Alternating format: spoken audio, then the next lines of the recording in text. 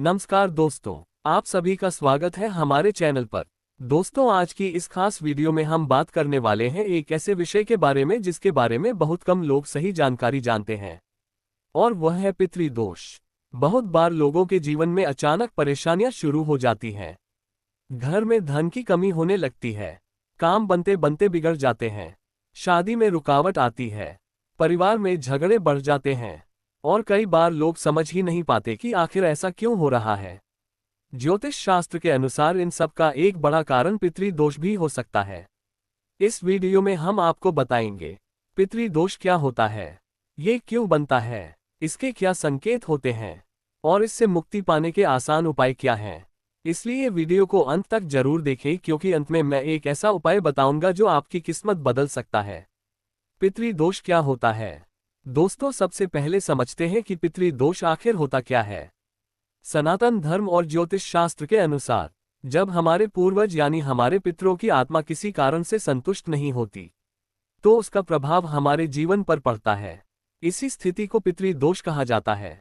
ये दोष तब बनता है जब पूर्वजों का विधि विधान से श्राद्ध नहीं किया जाता, पितरों का अपमान किया जाता है, या किसी पूर्वज ने जीवन में कोई बड़ा पाप किया हो। ऐसी स्थिति में पितरों की आत्मा अशांत रहती है और उसका प्रभाव आने वाली पीढ़ियों पर पड़ता है। पितृदोष बनने के कारण। दोस्तों, पितृदोष बनने के कई कारण हो सकते हैं। सबसे बड़ा कारण है पूर्वजों का श्राद्ध और तर्पण न करना। यदि किसी परिवार में वर्षों तक पितरों का श्राद्ध नहीं किया जाता, तो धीरे धीरे पितृदोष बनने लगता है। दूसरा कारण है माता पिता का अपमान करना। ज्योतिष शास्त्र के अनुसार माता पिता ही हमारे सबसे बड़े देवता होते हैं। यदि कोई व्यक्ति अपने माता पिता का अपमान करता है या उनका ध्यान नहीं रखता, तो भी पितृदोष बन सकता है। तीसरा कारण है पूर्वजों के द्वारा किया गया अधर्म।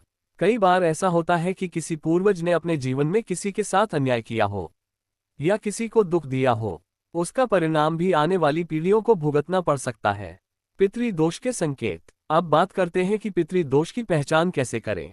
दोस्तों, पितृदोष के कुछ खास संकेत होते हैं। अगर आपके जीवन में ये संकेत बार बार दिखाई देते हैं, तो समझ लीजिए कि पितृदोष हो सकता है। पहला संकेत है घर में लगातार आर्थिक समस्या रहना।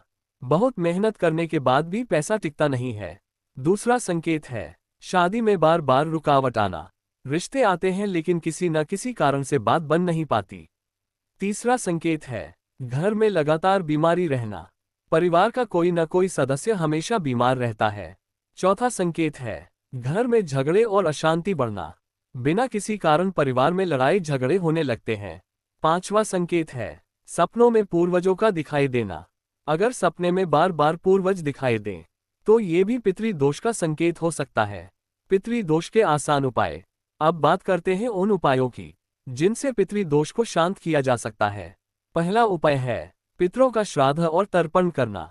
हर साल पितृपक्ष में अपने पूर्वजों का श्राद्ध जरूर करें। दूसरा उपाय है गाय को रोटी खिलाना। रोज सुबह पहली रोटी गाय के लिए निकालें। तीसरा उपाय है कौवों को भोजन कराना। ज्योतिष में कौवा पितरों का प्रतीक माना जाता है। अगर आप रोज कौवों को भोजन कराते हैं, तो पितर प्रसन्न होते हैं। पितृदोष के 10 बड़े संकेत। पहला संकेत है घर में बार बार आर्थिक नुकसान होना। व्यक्ति जितनी भी मेहनत करे, पैसा टिकता नहीं है। दूसरा संकेत है काम बनते बनते बिगड़ जाना। अक्सर ऐसा होता है कि कोई काम लगभग पूरा होने वाला होता है, लेकिन अचानक उसमें बाधा आ जाती है। तीसरा संकेत है शादी में लगातार रुकावट आना। अच्छे रिश्ते आने के बाद भी किसी कारण से बात नहीं बनती। चौथा संकेत है संतान सुख में बाधा। कई बार पितृदोष के कारण संतान प्राप्ति में भी देरी हो सकती है।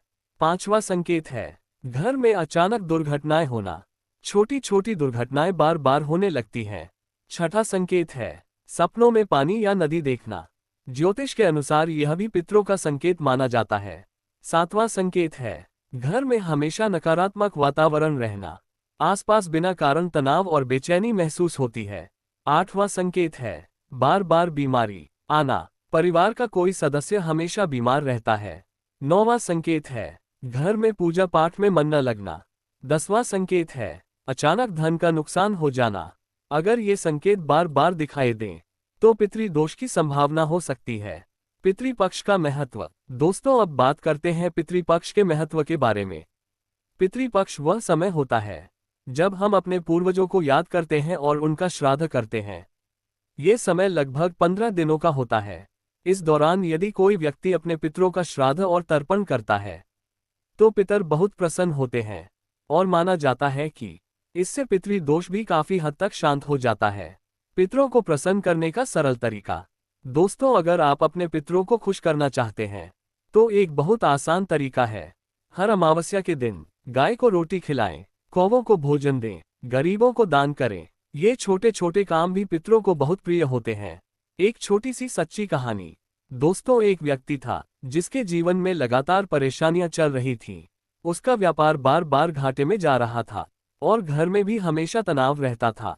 किसी ज्योतिषी ने उसे बताया कि उसकी कुंडली में पितृदोष है। उसने नियमित रूप से पितरों का श्राद्ध किया, गरीबों को भोजन कराया और अमावस्या के दिन दान देना शुरू किया। कुछ समय बाद धीरे धीरे उसकी समस्याएं कम होने लगी और जीवन में सुख शांति वापस आने लगी। दोस्तों, अगर आपके जीवन में भी बार बार परेशानियां आ रही हैं तो हो सकता है कि इसका कारण पितृदोष हो। इसलिए अपने पितरों का सम्मान करें और उनके लिए श्राद्ध और तर्पण जरूर करें। अगर आपको ये जानकारी अच्छी लगी हो तो वीडियो को लाइक करें और चैनल को सब्सक्राइब करना न भूलें। जय श्री राम।